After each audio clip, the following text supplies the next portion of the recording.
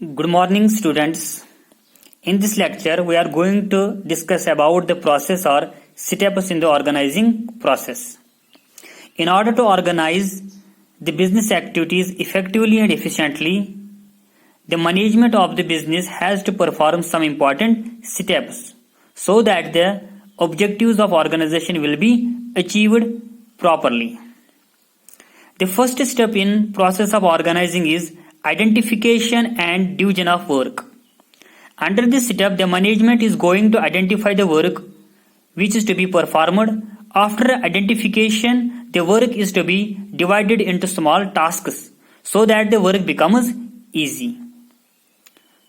So we know that if any task is divided into small tasks, if any work is divided into small tasks, the work becomes easy to perform. The second step in the process of organizing is departmentalization. It means departmentalization is a process of grouping the activities of similar nature under the same department. In departmentalization step, the organization, or we can say the management, is going to create some important departments.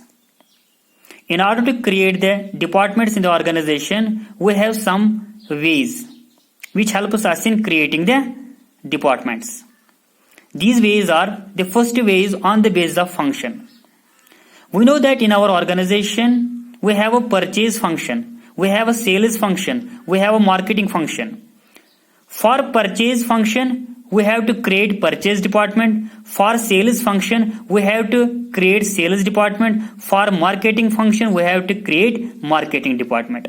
So once the purchase department is created, once the sales department is created, once the marketing department is created, these departments are created on the basis of their functions.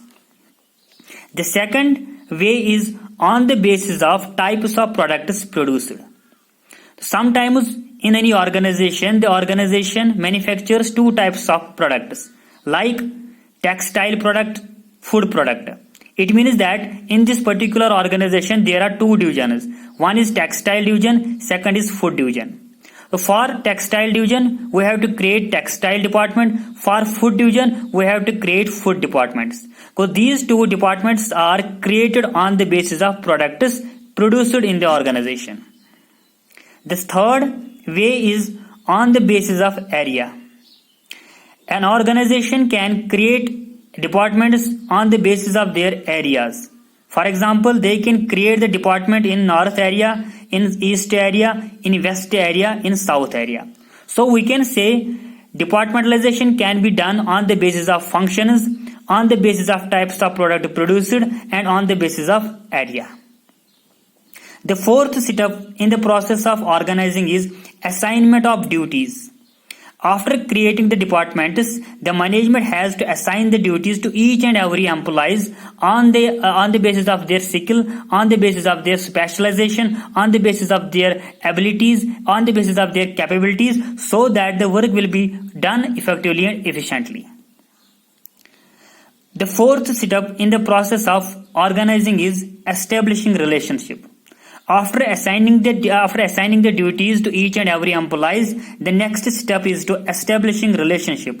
Under this step, the management is going to delegate some authority and responsibility to each and every employees, so that the work will be performed effectively and efficiently.